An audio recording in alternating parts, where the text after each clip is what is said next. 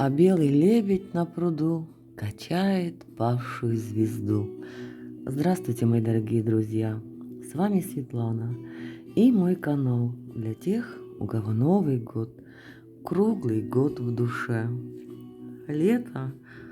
Мало кто сейчас интересуется советскими елочными игрушками, а я за ними заскучала. И вот 2 дня назад вытащила свои сокровища, ватные игрушки, стала их рассматривать, стала пересматривать и замечать опять же все новые и новые какие-то нюансы и детали. И думаю, а не сделать мне сейчас вот летом такой вот цикл обзора моих ватных елочных игрушек тематический. И сегодня выбор пал на птицы. Перед нами вот такой вот роскошный белый лебедь. Белый лебедь на пруду. Лебединая верность. Лебединая песня. Прелестная игрушка, чудесная игрушка. Никуда не спешу и совершенно спокойно буду показывать вам свои сокровища. Есть вот такой вот белый аист на гнезде. Посмотрим его вначале вот так вот во всей красе, а потом рассмотрим детали. Маленько распушилась головушка, но как у него прекрасно сложены крылья, роспись на крыльях, ой, чуть не уронила. Понимаю, ватная игрушка не разобьется, а все равно сердце тюхает при малейшем каком-то содрогании советской елочной игрушки. И вот такая вот тоже игрушка ватная. Это уже у нас цапля, друзья. И сейчас мы на нее посмотрим, на ее глаза, на роспись ее лапок. Смотрите, целенькие-целенькие, целенькие-целехенькие. Все пальчики сохранились. А выполнено, смотрите, вот аист, он мягенький такой, пушистенький, ватненький. А это вот такая игрушка, твердая. Другая просто технология, это прессованная вата. А это вот классическая ватная елочная игрушка. Хорошо, идем дальше. Мы сегодня не ходим, мы сегодня, друзья, с вами летаем, поэтому летим дальше. Вот такие вот есть у меня еще птички. У меня их 3 штуки, руки 2, поэтому будем по очереди смотреть. Обращаем внимание, друзья, на роспись. Здесь хвостики практически идентичные. Росписи птички отличаются, лапки целехонькие, но есть у них еще и подружка. Сейчас вам ее покажу. Третья вот такая вот игрушка. По росписи она больше похожа вот на эту птичку, правда? Вот розовые оттенки, да? А смотрим на хвостики. Хопа! И такой вот сюрприз. Хвостик другой совершенно. Крылья сложены по-другому. Вот в чем она вся прелесть советской елочной игрушки. Надеюсь, друзья, кому это интересно, вы успеваете рассмотреть эти игрушки. Ну и как играет блеск. Здесь может не очень заметно, но будут игрушки, которые будут просто, друзья, просто сверкать. Давайте освобождать место. Я думаю, что легче сосредоточиться на кадре, когда у нас кадр, как говорится, чистый. Перейдем мы к хоз-двору. Вот такая красавица,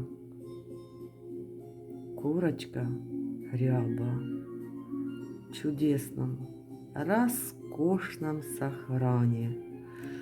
Не верьте тем, кто вам пытается внушить, что оригинальных елочных игрушек, а не реплик в хорошем сохране не купить, и что они не сохранились. Ой, сохранились, друзья. Ну и стоят они, конечно, соответственно. Вот такая вот курочка ряба.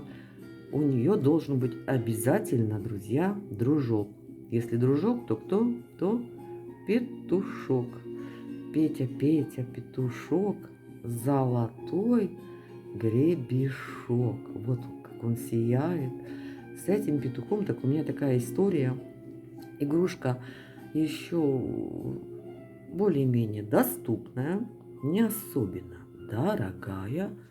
Но я за этого петуха, друзья, отдала, что называется, полцарства. Просто у меня уже не хватило, друзья, терпения. А знаете почему? Выбирала, появляется. То он какой-то весь покоцанный, хвост у него там порванный, то еще что-нибудь, то цена какая-то заоблачная. В итоге не выдержала душа поэта, и вот за этого петуха я заплатила приличненькую сумму. Знакомая коллекционер сказала, что я сошла с ума. Но знаете, просто терпения не было уже дольше ждать этого петуха. И у этого петуха есть еще одна курица. Правильно же, петух в курятнике, там должно быть много куриц. И вот какая курица. Вы посмотрите, какая она.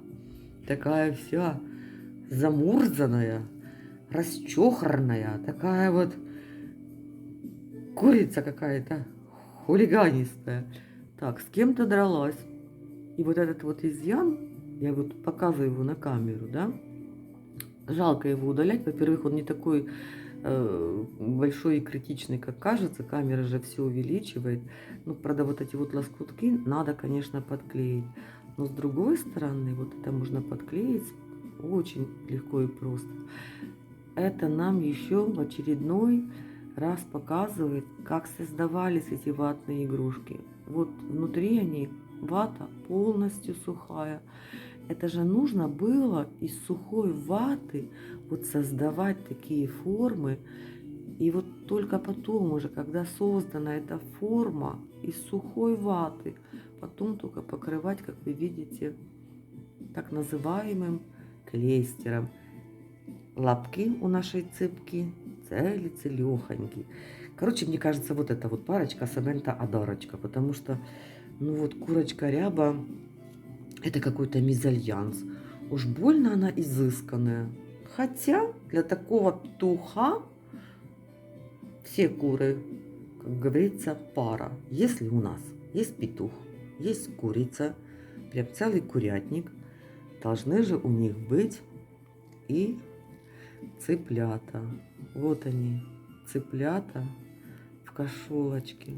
Давайте вот так вот с этой стороны ниточку уберу. Мы рассмотрим, как они сделаны. Вы видите, даже есть роспись на этих манюсеньких крылышках. Ой, какое внимание уделялось мельчайшим деталям. И, конечно же, цыпочки просят кушать. Хоздвор. Продолжаем. Хоздвор. Есть у меня вот такой вот, друзья, гусь. Гусь, я вам скажу, тоже задира. Сразу видно, боевая у него поза. Шею вытянул.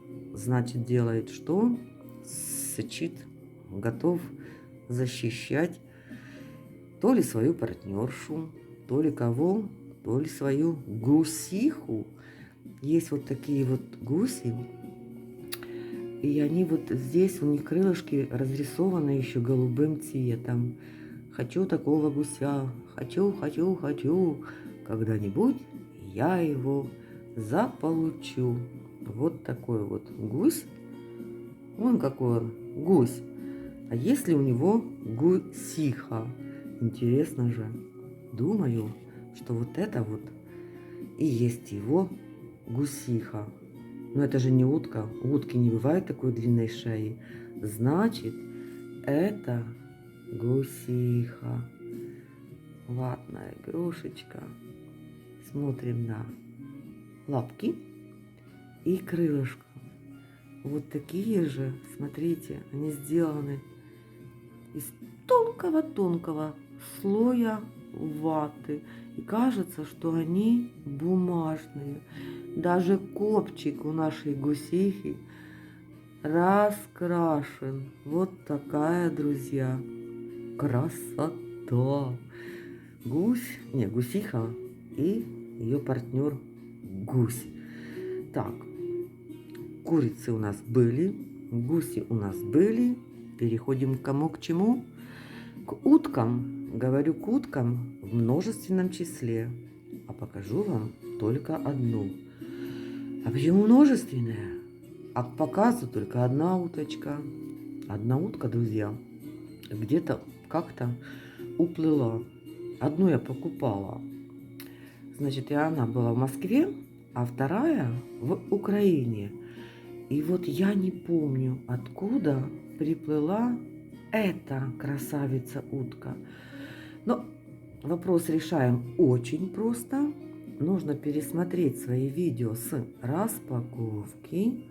И я быстренько определюсь, от кого эта уточка пришла. И узнаю, кому предъявлять требования материальные, чтобы мне вернули мою уточку. Где она там затерялась, на каком пруду. Лапунечки, целюхоньки, вот она какая. Смотрите, какая сегодня спокойная. Вообще никуда не спешу. Совершенно спокойно. Без пыли, без драки, без спеха. Показываю вам игрушки. Я тут уже готовлю кого? Готовлю, друзья, вот такую вот парочку. Это две совы. Они не ватные, сделаны из папье-маше, но я решила их не обижать и сегодня в видео показать. Смотрите, ну кажется, Света, ну какая ты жадина, говядина. У кого-то ни одной нет, а у тебя две. Но они же, друзья, разные. В этом же прелесть советских елочных игрушек, а уж тем более игрушек из папье-маше или ватных. Посмотрите, как отличается роспись, спинки, крылышек, веточки. Представляете? А знаете, у каждого мастера во время смены был план, сколько глазок они должны успеть вклеить, сколько приделать рожек, сколько приделать ножек. Ай, все по плану, все по плану. И у этих двух совушек есть еще дружочки. Вот такие вот две совы на ветке. Смотрите, на глаза.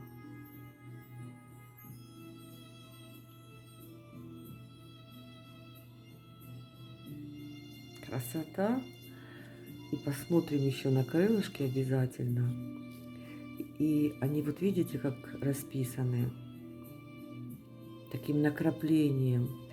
И неопытные собиратели, коллекционеры, и я такая была, когда я видела эти игрушки на фотографиях, я думала, что они просто очень-очень грязные. А это, друзья, такая вот роспись. Смотрите, накрапление. Ой, сколько бы лет человек не собирал, это молодой собиратель, сколько, 4 годика. Ну, даже я думаю, если я буду собирать 10 и 15 лет, я всегда буду узнавать что-то для себя, друзья, новое. Вот такая вот сова. Вернее, целое прям вот собрание. Как же их так все красиво вместе вам показать. Вот такой квартет у нас получается. Чудный и прелестный. Мы постепенно, медленно приближаемся к показу одной очень редкой игрушки. Это тоже будут птицы, но птицы, которых нет даже в каталоге. Но пока к ним перейдем, я вам покажу вот такого манюсенького каргадулечку. Ну, крошечка-крошечка, крошечка-хаврошечка. Вот такой вот пингвинчик. Сынок. И вот его папа, я так понимаю. Вот они. Пингвин этот в шляпе, с тростью, матовый. А здесь, конечно, это сверкание блестка. Это стеклянный, так называемый снежок. Многие ошибаются и думают, что это, друзья, слюда. Вот такая вот, друзья, красота. Ну и теперь еще вот эти вот две птицы. Немножечко хочу убрать, чтобы ничто вам не мешало сосредотачиваться на образах. Вот. Какая красота. Такое впечатление, что они расписаны краской с добавлением зеленки. Но это только и исключительно мое предположение. Это, конечно, не зеленка. Я вам рассказывала, что использовали для окраса анилиновые краски. Надо же на хвостик посмотреть. На брюшко нужно посмотреть. Вот как отличается. Смотрите, друзья. Вот она, красота и радость. Мы потом сделаем парад гвезд. Я нажму паузу, поставлю здесь все птички. И мы проплывем, пролетим над ними и их посмотрим. А может, еще и в каталог успеем хоть одним глазком заглянуть. Ну а теперь барабанная дробь. И я вам показываю вот такую вот игрушку. Посмотрите на это чудо.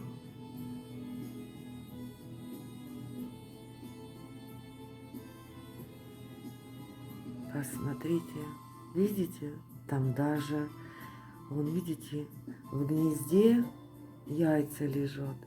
Это же надо было сотворить такое чудо. Гнездо, собрать вот эти вот веточки, вот это вот все. И вот такая вот парочка.